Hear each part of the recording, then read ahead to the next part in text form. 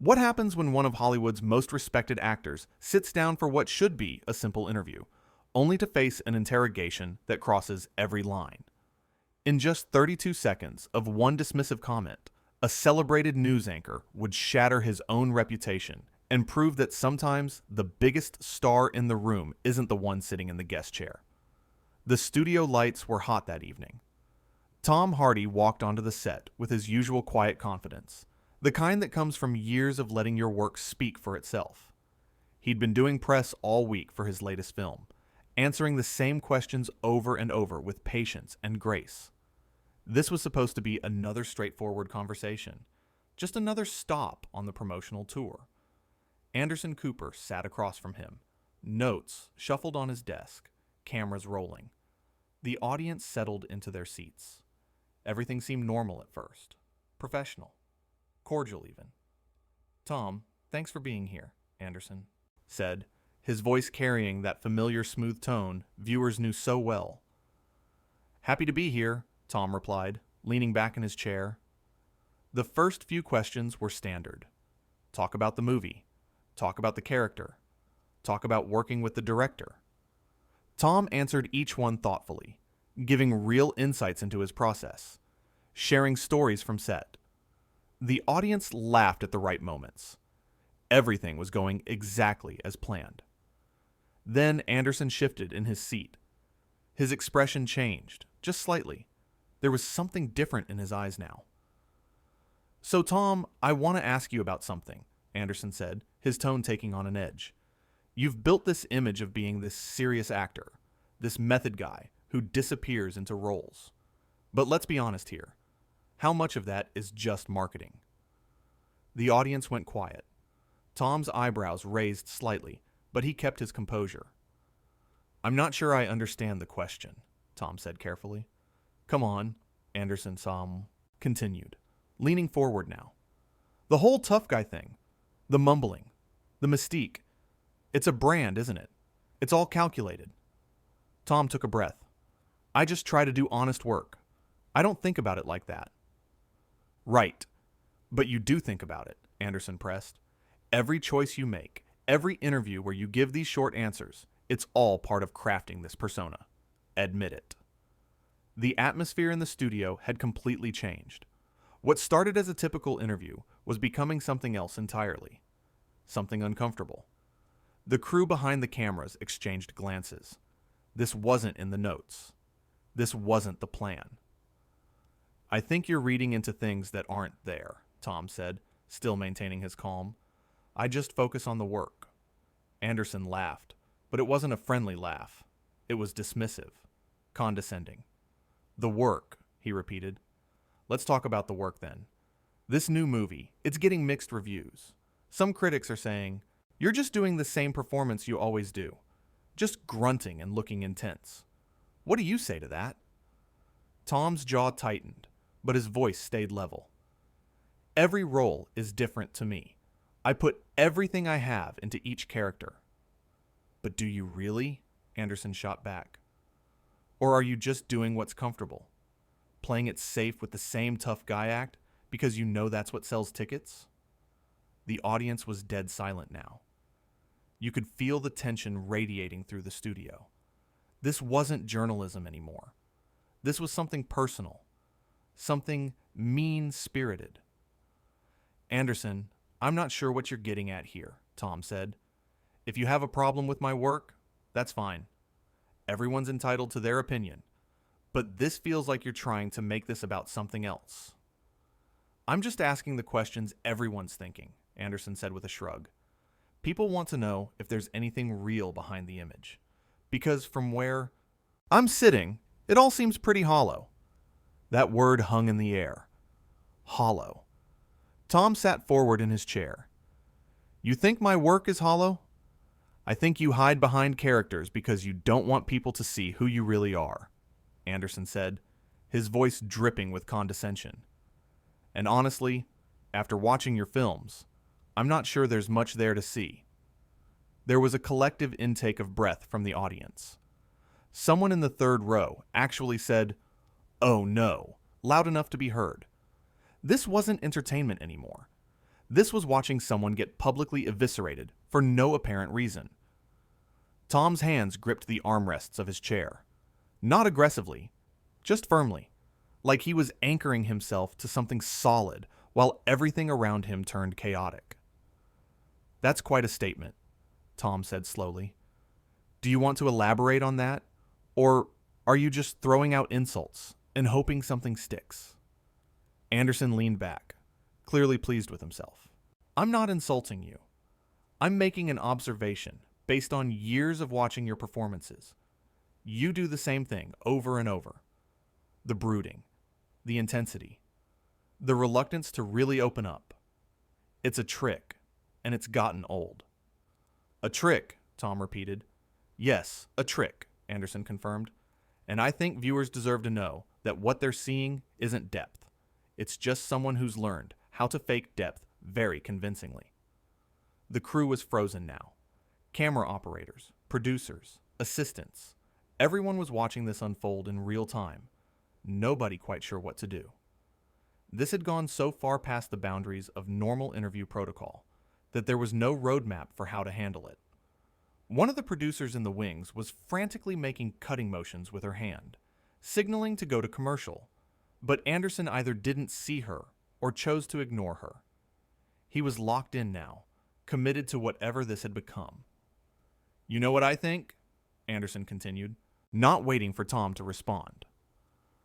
"I think you got lucky early in your career. You landed a few good roles that made people think you were talented, and then you just coasted on that reputation. You never had to actually prove yourself, because everyone bought into the myth." Tom's expression had gone from surprised to something harder to read. He wasn't angry exactly. He looked more disappointed than anything else, like he was watching someone destroy themselves and couldn't do anything to stop it. "The myth," Tom said quietly. "Yes, the myth," Anderson said. "The myth of Tom Hardy, serious actor, when really, you're just another pretty face who got lucky." That did it. That was the line that couldn't be uncrossed. In the audience, several people shook their heads. A woman in the front row actually stood up like she was going to leave, then sat back down, transfixed by the catastrophe unfolding before her. "Pretty face," Tom said. "So now we're adding that to the list. Of insults?" "It's not an insult, it's a fact," Anderson replied with a shrug that somehow made everything worse. "You're a good-looking guy. That opens doors in Hollywood, but good looks don't make you a good actor, and I'm tired of pretending otherwise." Tom was quiet for a moment. When he spoke again, his voice was different, sharper. "That's your professional opinion?" he asked. "It's an observation," Anderson replied, "and I think it's a fair one." "Fair," Tom repeated. "You think it's fair to invite someone onto your show and then insult their entire career to their face?" Anderson smiled, and it was the kind of smile that made the whole thing worse. "I'm not insulting you, Tom. I'm having a real conversation. I thought that's what you serious actor types wanted. Depth. Substance. Or is that just another part of the act?" Tom shook his head slowly. You could see him processing this, trying to figure out if this was some kind of test or bit that he wasn't aware of. But no, this was real. This was actually happening. "I've done a lot of interviews," Tom said. "Hundreds, probably. And I've been asked tough questions before. Questions about my past, my choices, my performances. I respect that. That's part of the job. But this isn't journalism. This is just you trying to tear someone down for no reason." "Oh, there's a reason," Anderson said, leaning back in his chair with that same smug expression. "The reason is that someone needs to call out the Emperor's new clothes situation here. Everyone in Hollywood keeps pretending you're this incredible talent. But maybe, just maybe, you're just average at best, and you've gotten by on looks and luck." The audience gasped. Actual audible gasps rippled through the crowd. This wasn't provocative interviewing. This was a hit job. Tom's eyes narrowed. For the first time, you could see real anger breaking through his composure. Not explosive anger, Not the kind that leads to yelling or theatrics, but a cold, controlled anger that was somehow more powerful. Average at best, Tom repeated, his voice low and steady. That's your professional assessment? That's my honest opinion, Anderson said. And unlike a lot of people in this industry, I'm not afraid to say what I really think. Honest, Tom said, and there was something sharp in the way he said it. You think what you're doing right now is honest? Yes, I do, Anderson replied. I think it's honest to stop coddling celebrities and treating them like they're special. You're not special, Tom. You're just someone who acts in movies. And not particularly well, from what I can see. Another camera operator looked away from his viewfinder, unable to watch this anymore. The production assistant in the corner had her hand over her mouth. The atmosphere in the studio had gone from uncomfortable to unbearable. Tom was quiet for a long moment. You could see him thinking, processing, deciding how to respond to something that was so far outside the bounds of normal human interaction. Can I ask you something? Tom finally said. Sure, Anderson replied, looking pleased that Tom was engaging. What did I do to you? Tom asked. Did we have some interaction I don't remember? Did I say something that offended you? Because this level of hostility, this personal attack, it has to come from somewhere. Anderson's smile faltered for just a second. Just a flicker of something uncertain crossing his face. This isn't personal, he said, but his voice lacked the confidence it had before. It feels pretty personal, Tom said. You're not critiquing my work. You're attacking me as a person. You're questioning my intelligence, my authenticity, my worth. That's personal. I'm doing my job, Anderson insisted, but now he was the one who sounded defensive. Your job is to interview people, Tom said, to have conversations, to maybe challenge them, sure, but with some basic level of respect. This isn't that. This is something else entirely. Anderson's jaw tightened. I don't need you to tell me how to do my job. And I don't need you to tell me I'm worthless, Tom shot back. But here we are. Tom stood up. Not quickly, not dramatically. He just calmly rose from his chair. Where are you going? Anderson asked, looking surprised for the first time. I'm leaving, Tom said simply. We're in the middle of an interview, Anderson said, his voice rising slightly. No, we're in the middle of you having some kind of personal issue that you're taking out on me, Tom replied. And I don't have to sit here and be your punching bag. Sit down, Tom, Anderson said, and now there was an unmistakable command in his voice, an entitlement. You agreed to do this interview. You have a contract. You have obligations. Tom actually laughed at that. A real laugh, though there was no humor in it. Obligations, he said. You think I'm obligated to sit here while you insult me? While you disrespect not just me, but everyone who worked on this film? I'm asking legitimate questions, Anderson insisted. No, you're not, Tom said, his voice firm but controlled. You're grandstanding. You're trying to make yourself look smart and edgy by tearing me down. And honestly, it's embarrassing to watch. Anderson's face flushed red. Embarrassing? You're the one who's running away because you can't handle a tough interview. There's a difference between tough and cruel, Tom said, and you crossed that line about 5 minutes ago. He started to walk toward the exit. Anderson stood up behind his desk. If you walk off this set, you're proving everything I just said about you, Anderson called after him. You're proving you're all image and no substance. Tom stopped, turned around. The cameras were still rolling, catching every second of this. You know what the sad thing is? Tom said. I came here with respect for you. I've watched your work.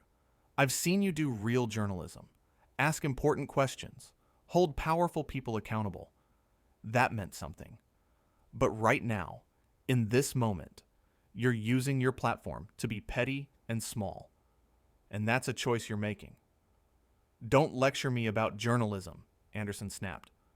I've been doing this for decades. I've interviewed presidents, world leaders, people who actually matter. You're just an actor selling a movie. Just an actor, Tom repeated. Right. Well, this actor is done being your content for the day. He turned again toward the exit. You're making a huge mistake, Anderson said, his voice getting louder. Walking out of an interview makes you look guilty. It makes you look like you have something to hide. Tom didn't turn around this time. He kept walking. Tom, Anderson shouted now, abandoning any pretense of professional composure. You can't just leave. We have 12 more minutes of airtime to fill. That stopped Tom one more time. He looked back over his shoulder. Then I guess you'll have 12 minutes to explain to your audience why you thought it was a good idea to ambush a guest, he said. Good luck with that. Anderson's expression had transformed completely. The smug superiority was gone, replaced by something that looked like panic mixed with rage. This is incredibly unprofessional, Anderson said. Tom actually smiled at that. Yeah, it really is. He walked through the studio doors and they closed behind him with a heavy thud that echoed through the space. The cameras stayed on Anderson, who stood there behind his desk, apparently frozen, not quite sure what to do next. The audience sat in stunned silence. Nobody was clapping. Nobody was moving. They'd just witnessed something that felt historic in its awkwardness, a complete meltdown of the normal talk show format. Anderson looked at the cameras, then at his producers in the wings who were making frantic gestures. He sat back down slowly, trying to regain some composure. Well, he said, attempting a casual tone that came off as forced. That was, unexpected. But the damage was done.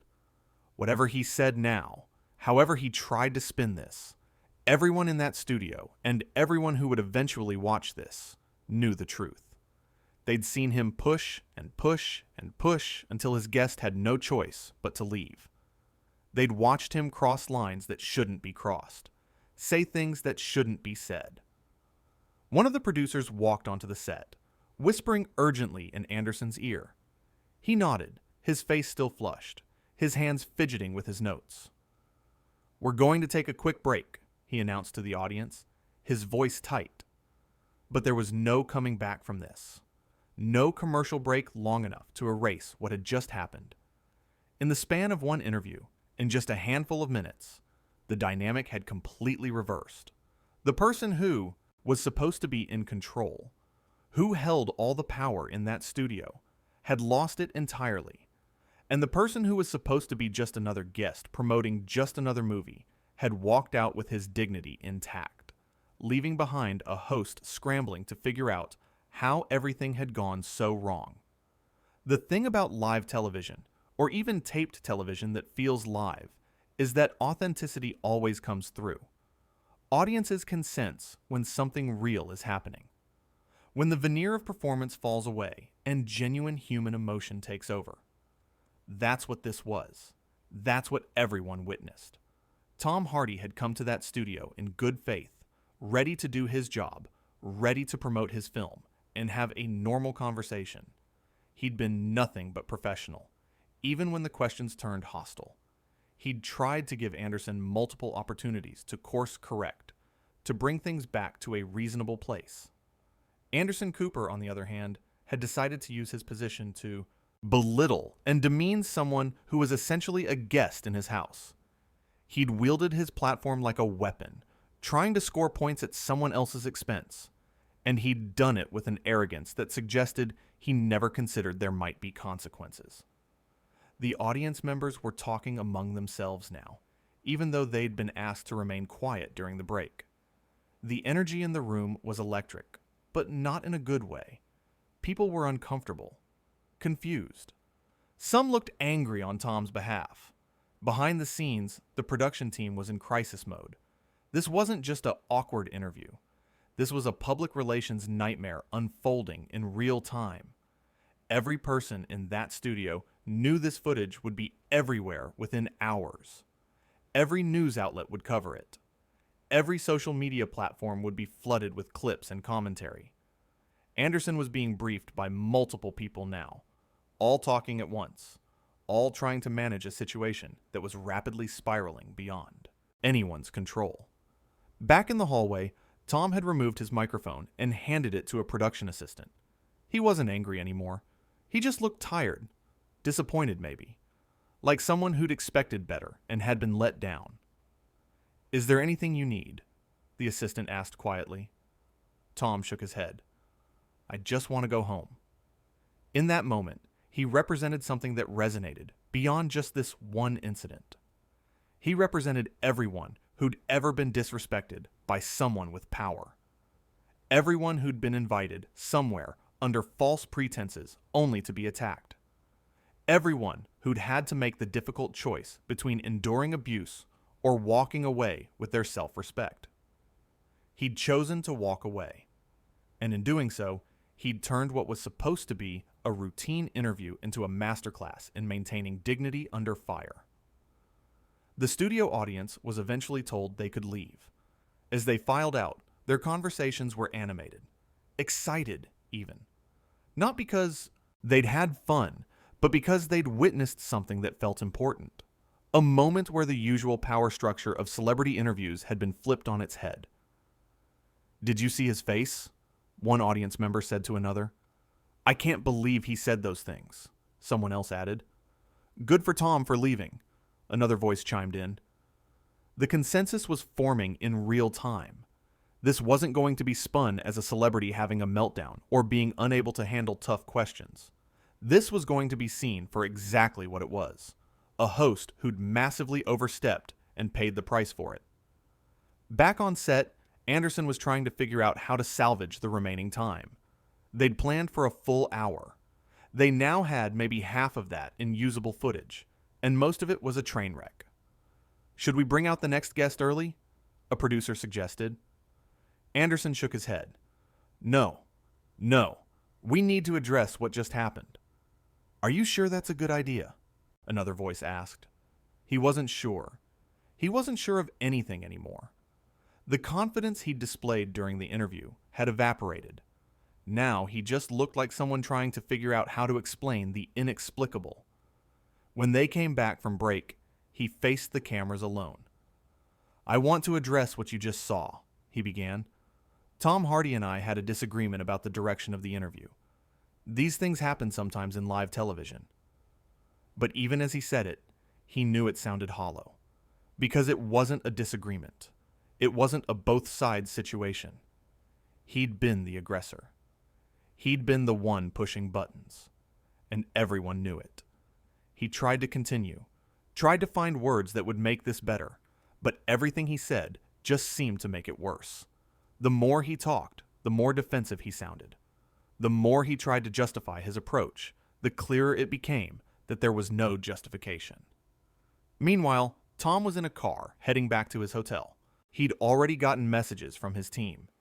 His publicist was calling. His agent was calling. Everyone wanted to know what happened, if he was okay, what the plan was. He didn't answer. He just looked out the window at the city passing by, thinking about how a routine interview had turned into something neither of them had anticipated. Had he made the right choice walking out? In the moment, it felt like the only choice. Staying would have meant accepting treatment that was unacceptable. It would have meant compromising his own values for the sake of fulfilling a commitment. But he also knew this would become a story.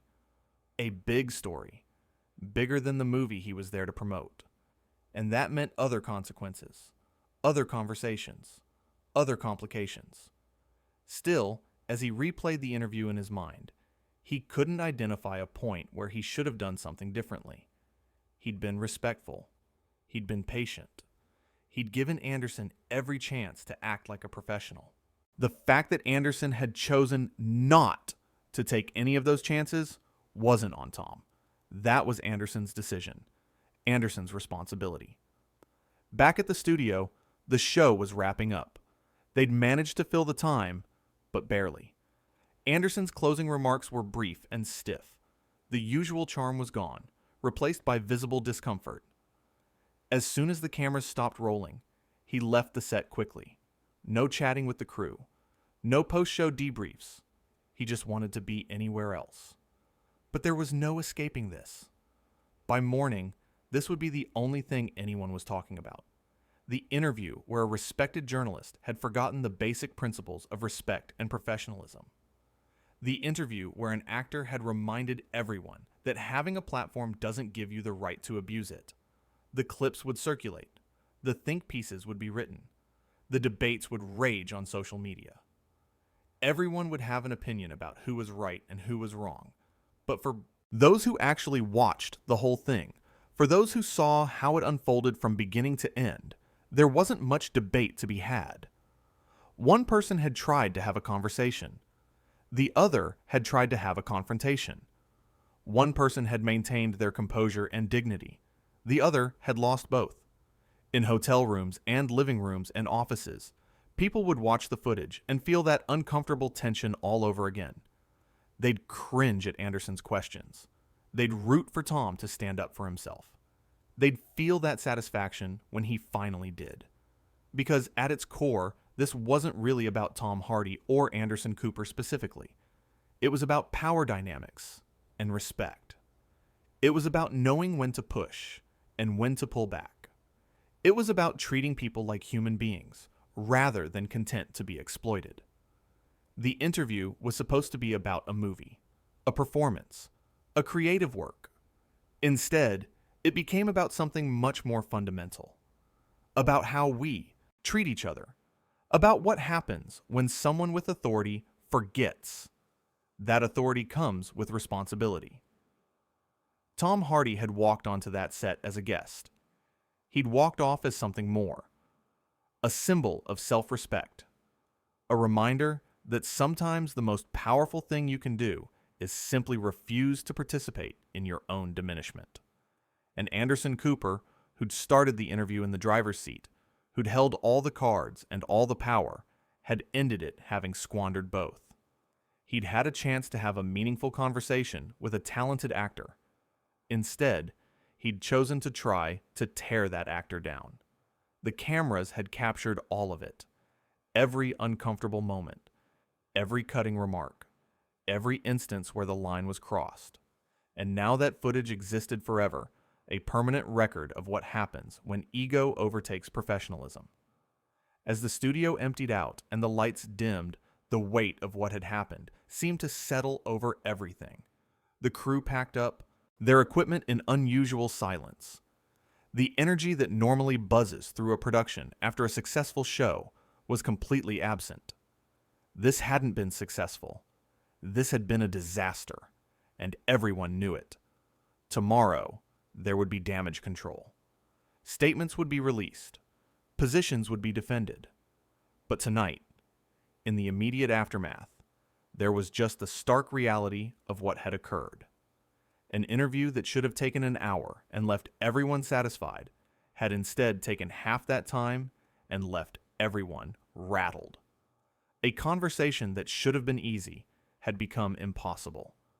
A professional obligation had become a personal nightmare. And at the center of it all was a simple truth that couldn't be spun or managed or explained away. When given the choice between being kind and being cruel, between being professional and being petty, one person had chosen poorly. The consequences of that choice would ripple outward for days and weeks to come. But in that moment, in that studio, as people gathered their things and headed home, everyone understood on some fundamental level that they'd witnessed something significant. Not significant in a good way, not something to celebrate, but significant nonetheless. A cautionary tale about what happens when power goes to someone's head. When a platform becomes a weapon. When respect is abandoned in favor of ratings or ego or whatever motivates someone to treat another human being as less than. Tom Hardy would be fine. His career wasn't built on one interview or one appearance. His work would speak for itself, as it always had. People who respected him would continue to respect him. People who appreciated his craft would continue to appreciate it. But Anderson Cooper had damaged something that's much harder to rebuild: trust, credibility, the sense that he could be counted on to conduct himself with integrity.